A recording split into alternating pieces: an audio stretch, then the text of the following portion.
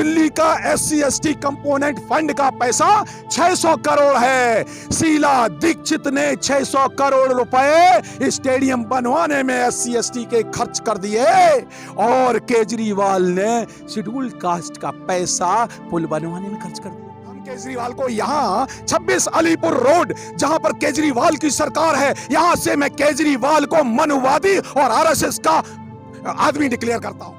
कुछ लोग बड़े चालाक लोग, जो जय भीम करने वाले चालाक समाज सेवी लोग,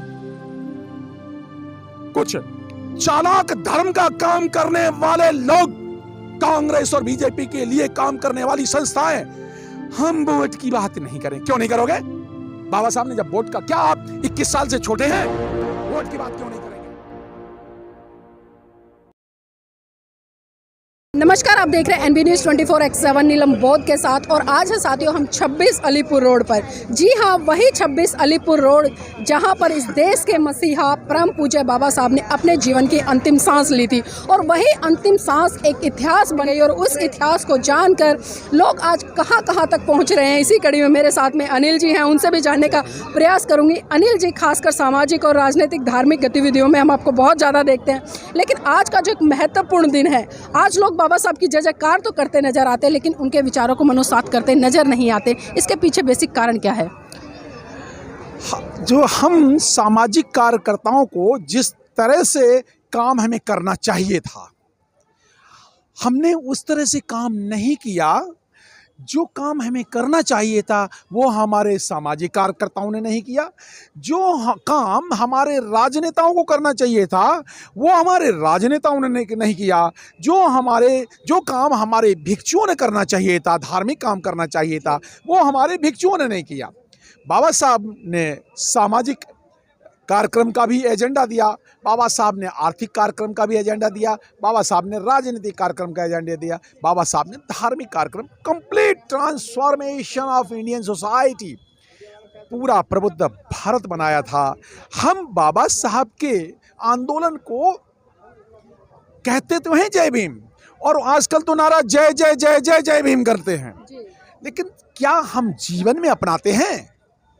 क्या हम बाबा साहब से अपने कपड़े पहनने का तरीका सीखे? क्या हम बाबा साहब के डिग्रियों से क्या हमने शिक्षा ली? क्या हमने बाबा साहब से का आर्थिक दर्शन अपनाया? क्या हमने बाबा साहब का राजनीतिक दर्शन अपनाया? क्या हमने बाबा साहब का सामाजिक दर्शन अपनाया? सवाल बहुत सारा गंभीर प्रश्न है, और आज दिन ऐसा है, महापरिनिर्वाण दिवस का है। तो यहाँ से 3 संदेश में देना चाहूँगा, और वो भी भारत के 3 अलग अलग कोनों में। पहला संदेश में पूर्वी और बंगाल और उत्तर पूर्वी भारत के लोगों को देना चाहूँगा। बाबा साहब जयसूर और खुलना कॉन्स्टिट्यूएंसी से आए, वहाँ से कॉन्स्टिट्यूशन असेंबली में, यहाँ कॉन्स्टिट्यूएंट असेंबली में वहाँ के लोगों ने भेजा, तो बंगाल के लोगों को यहाँ से संदेश 26 अलीपुर रोड से देना चाहूँगा। क्या बंगाल के लोग बाबा साहब को अगर पार्लियामेंट में भेज सकते हैं तो आज क्या हो गया? आज राजसत्ता क्यों नहीं बनाते?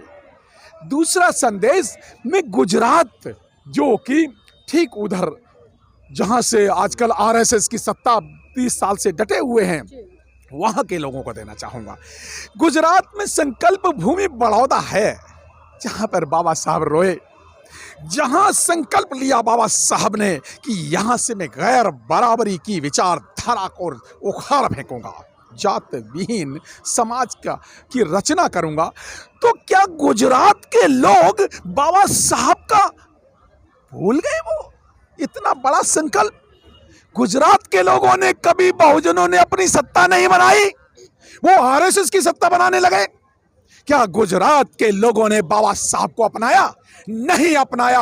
और अगर अपनाया भी होगा तो उन्होंने राजनीतिक दर्शन, वोट का अधिकार तो बाबा साहब का गुजरात के लोगों ने, बंगाल के लोगों ने नहीं अपनाया। अब मैं तीसरी साइड, भारत के तीसरी साइड पंजाब ले चलता हूं, जहां मान्यवर काशीराम साहब आते थे, जिन्होंने बाबा साहब का पूरा दर्शन अपनाया, राजनीतिक दर्शन अपनाया। लेकिन मैं बात फिर पंजाब ले चलता हूं।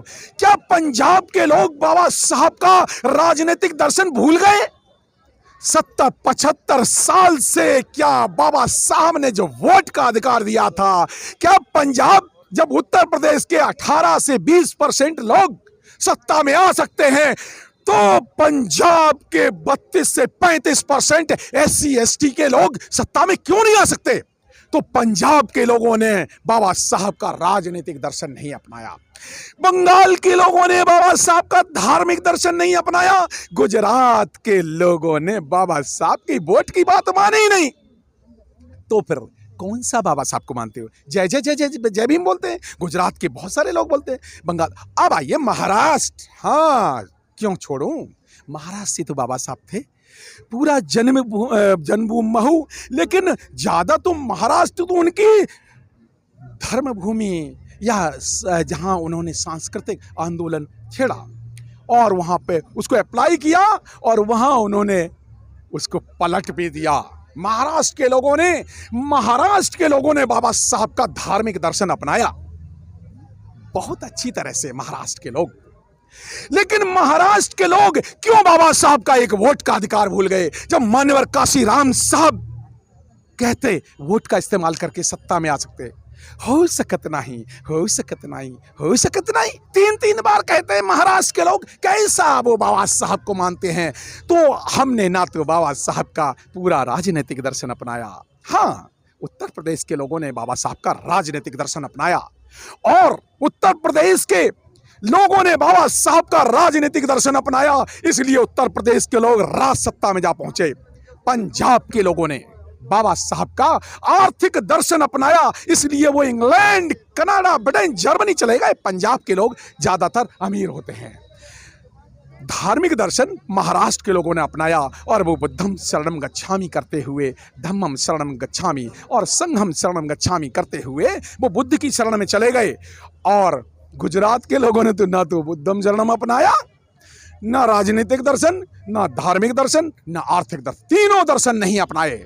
साथियों में एक संदेश, यही नीलम जी आज का संदेश है। आज के महापरिनिर्वाण दिवस पर हमें पूरा का पूरा बाबा साहब को अपनाना पड़ेगा।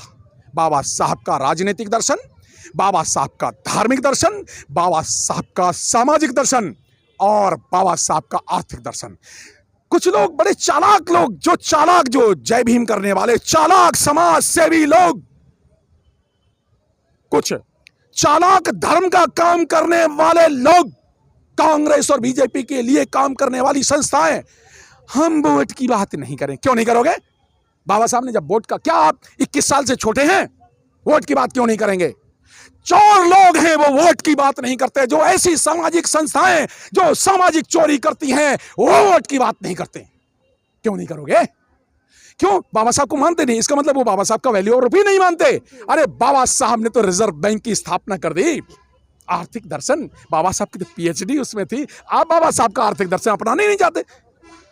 राजनीतिक भाई वोट का अधिकार तो सबको दिया भाई, महिलाओं, खासकर महिलाओं को संदेश। नीलम जी अनिल जी क्षमा चाहूंगी, लेकिन मैं इसी कड़ी में एक सवाल लेना चाहूँगी। आज जिस तरह से हम दिल्ली से गुजर कर आए हैं, हमने पूरी दिल्ली में लमसम से गुजर कर आए हैं, मैंने आज देखा कि जो राजनीतिक पार्टियाँ, चाहे वो कोई सी भी पार्टी हो, बाबा साहब का नाम लेकर आज कहीं ना कहीं एक राजनीतिक कार्ड खेलती हैं और एक वोट बैंक हासिल करने का काम करती है, खासकर उस समाज से जो बाबा साहब का अनुयायी। लेकिन आज किसी भी पार्टी ने, चाहे मैं केंद्र की सत्ता में बैठी पार्टी की बात करूँ या दिल्ली की सत्ता में बैठी हुई पार्टी की बात करूँ, जो रात दिन बाबा साहब का नाम लेकर जय भीम चिल्लाती है, लेकिन आज किसी भी पार्टी ने बाबा साहब का एक भी पोस्टर, होर्डिंग, बैनर ये कहकर नहीं लगाया कि आज बाबा साहब का परिनिर्वाण दिवस है, उनको आदरांजलि के तौर पर। तो इन चीज़ों से किस तरह से देखते हैं कि एक तरफ तो जय जयकार और दूसरी तरफ उनका नाम भी नहीं? ऐसा है, इंसान की पहचान उसके द्वारा किए हुए कार्यों से होती है।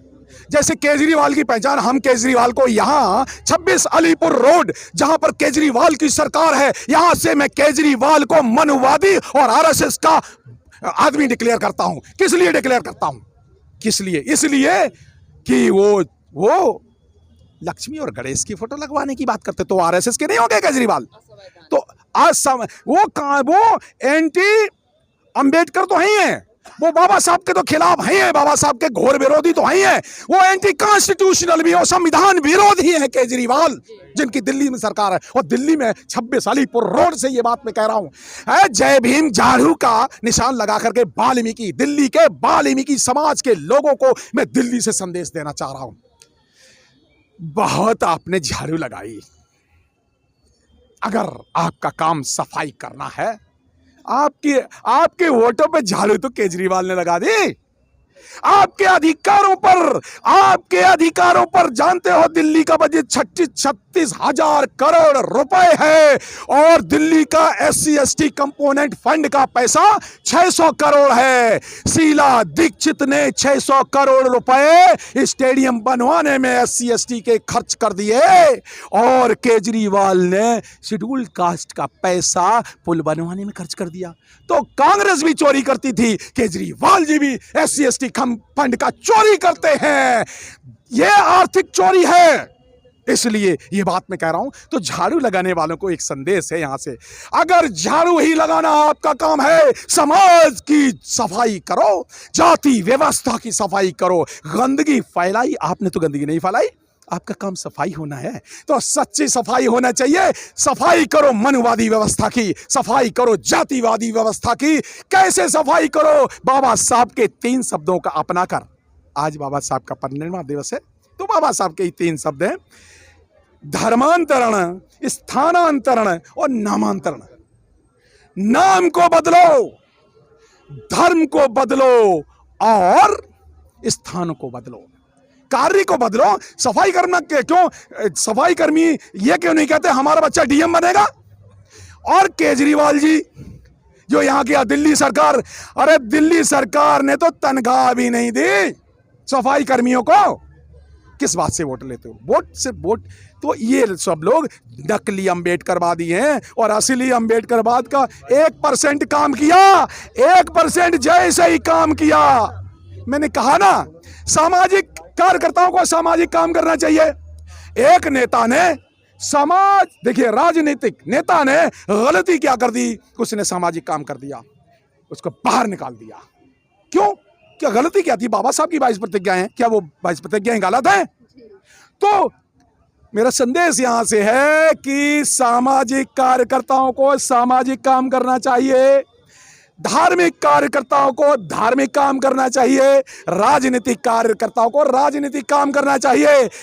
दरअसल राजेंद्र पाल गौतम जी को राजनीति करनी चाहिए थी, और उनको SC/ST कंपोनेंट फंड का 600 करोड़ रुपया है मांग करनी चाहिए थी। जब बहन मायावती जी यहीं पे ये नदी पार, जमुना नदी पार, अगर वो इतना बड़ा, जब नोएडा का जो इतना बड़ा बना सकते हैं, तो केजरीवाल जी ये बना दे जरा, क्यों नहीं बना सकते थे? 100 करोड़ ही लगा देते, 600 करोड़ बनता है एक साल में। 600 करोड़ है शेड्यूल कास्ट का बजट, जाता कहाँ है ये बजट? ये बहुत बड़ी चोरी है, ये बहुत बड़ा फ्रॉड है। जी, बहुत बहुत धन्यवाद अनिल जी हमारे साथ जुड़ने के लिए। इसी कड़ी में और भी लोग हैं, उनसे भी जानना चाहें। सर, अभी जिस तरह से पिछले दिनों हमने 26 नवंबर के दिन एक वीडियो वायरल होती, खासकर सोशल मीडिया पर देखी, जिसमें कि एक नवोदय स्कूल का अध्यापक है, जो कि स्कूल मतलब मध्य प्रदेश का है, वो साफ साफ ये कह रहा है कि अम्बेडकर ने इस देश के संविधान में एक लाइन भी नहीं लिखी। इन चीज़ों को किस तरह से देख रहे हैं? देखिए, मैं डॉक्टर गोपाल सिंह बछीरे, औरंगाबाद, महाराष्ट्र से हूँ। बाबा साहब अम्बेडकर का कार्य जो है, उस कार्य को पढ़ना चाहिए। जो पढ़ता ही नहीं है तो बोल क्या सकता है? बाबा साहब अम्बेडकर के साथ में 10 और लोग थे संविधान कमेटी में, पर एक ने भी एक अक्षर नहीं लिखा और पूरा संविधान तैयार हो गया। कॉमन इंसान अगर सोचेगा, अगर 10 लोग बाजू में निकल जाते हैं, बाबा साहब अकेले छूट जाते हैं। बाबा साहब रात रात भर, दिन दिन भर 22 घंटे संविधान लिखने का काम करते हैं। वर्ल्ड के 10-20 जो अच्छे संविधान है उसका अध्ययन करके जब संविधान बनाते हैं, उस संविधान में समानता का अधिकार देते, बहुजन हिताय बहुजन सुखाय, जो गौतम बुद्ध जी की विचारधारा है वो उसमें लाते हैं। और इक्वेलिटी, जैसा इंसान पुरुष के साथ में महिला की इक्वेलिटी, जाति जाति में इक्वेलिटी, ये चाहते, ये बारीक बातों का अध्ययन करके डॉक्टर भीमराव अंबेडकर साहब ने उस संविधान की निर्मित की। और एक आधा मूर्ख आदमी ऐसा ऐसा बात करता है कि बाबा साहब ने एक लाइन भी नहीं लिखी, तो उसके मूर्ख ही ये बातें कर सकता है। मुझ जैसा एक प्रोफेसर आदमी और कोई भी कॉमन आदमी इस बात को नहीं मानता। आपने एक प्रश्न पूछा था हमारे अनिल जी से कि भाई बाबा साहब के कार्य को कैसे बढ़ाया जाए और बाबा साहब के विचार लोगों ने सीमित रखे। तो मैं कहना चाहूँगा, जब कार्ल मार्क्स का महापरिनिर्वाण हुआ तो उनके साथ में 11 उनके अनुयायी थे। वो 11 अनुयायियों ने पूरे वर्ल्ड में, पूरे जहां में कार्ल मार्क्स की आइडियोलॉजी पहुंचाई, क्योंकि वो अनुयायी थे। बाबा साहब का महापरिनिर्वाण हुआ तो 6 लाख लोग उनके साथ उनको अंत्य दर्शन के थे, पर वो सारे भक्त थे बाबा साहब के। उनमें से 10 लोग भी अनुयायी नहीं थे। भक्त होने के कारण वो बाबा साहब के विचार ये समाज में प्रेरित नहीं कर पाए, फैला नहीं पाए, विश्व में फैला नहीं पाए। इस वजह से अगर उसमें 10 लोग केवल अनुयायी होते तो बाबा साहब के विचार आज पूरे भारत में नहीं पूरे विश्व में फैलते।